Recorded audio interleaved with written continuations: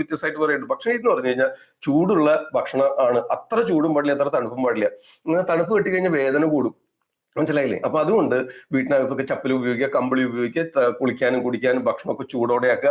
അത്തരം കാര്യങ്ങളും കൂടെ ശ്രദ്ധിക്കണം. ഓക്കെ, അതാണ് ഭക്ഷണ രീതി. ഇനി തൈലങ്ങൾ പറയുകയാണെങ്കിൽ നമുക്ക് ഇതിന് ഏത് തൈലങ്ങൾ വേണം, ഏത് കഷായങ്ങൾ വേണം എന്ന് നിശ്ചയിക്കും. കഷായങ്ങൾ ആദ്യം നിശ്ചയിച്ചിട്ട് അതിന് അനുയോജ്യമായിട്ടുള്ള തൈലങ്ങളാണ് നിശ്ചയിക്കുന്നത്. അപ്പൊ അത് നിങ്ങളുടെ ശരീരപ്രകൃതിക്ക് അനുസരിച്ച് വേണം നിശ്ചയിക്കാൻ. അതുകൊണ്ടാണ് ഒരു ആയുർവേദ ഡോക്ടറെ കാണാനായിട്ട് പറഞ്ഞത്. അതിപ്പോ നമുക്ക് കണ്ടു കഴിഞ്ഞാൽ രാസനാദി വേണം, മഹാരാസനാദി വേണം, പുനർനവാദി വേണം, ഗന്ധർവസാദി വേണം, സപ്തസാരം വേണം, സുകുമാരം വേണം, അതുമെങ്കിൽ രാസനാസപ്തകം വേണോ, അഷ്ടവർഗം വേണോ, ഇതൊക്കെ നിശ്ചയിക്കാനായിട്ട് ഒരു ആയുർവേദ ഡോക്ടറെ കൺസൾട്ടേഷൻ ആവശ്യമാണ്. ഓക്കെ, ദശമൂലരാസനാദി വേണോ, മഹാരാസനാദി വേണോ, ഇതൊക്കെ നിശ്ചയിക്കണം. സഹജരാദി വേണോ, ഇതിൽ ഏതാ വേണ്ടി വരിക എന്നുള്ളത് തീരുമാനിക്കാനായിട്ട് ഒരു ആയുർവേദ ഡോക്ടറെ നേരിട്ട് കൺസൾട്ട് ചെയ്യുന്നത് തീർച്ചയായിട്ടും നന്നായിരിക്കും. ഓക്കെ, എന്നിട്ട് അതിനനുസരിച്ച് പുറമേയുള്ള തൈലങ്ങൾ നിശ്ചയിക്കണം. അതായത് പിണ്ടതൈലം വേണോ, സഹജരാതി വേണോ, കുട്ടൻചുക്കാതി വേണോ, മുറിവെണ്ണ വേണോ, നാരായണ തൈലം വേണോ, ഇതിൽ ഏതാ വേണ്ടതെന്ന് നിങ്ങളുടെ ശരീരപ്രകൃതി, ദോഷ തീവ്രത, രോഗ തീവ്രതയ്ക്ക് അനുസരിച്ചിട്ട് വേണം നിശ്ചയിക്കാൻ. അതിനാണ് ഒരു ആയുർവേദ ഡോക്ടറെ കൺസൾട്ടേഷൻ എടുക്കാൻ പറഞ്ഞത്.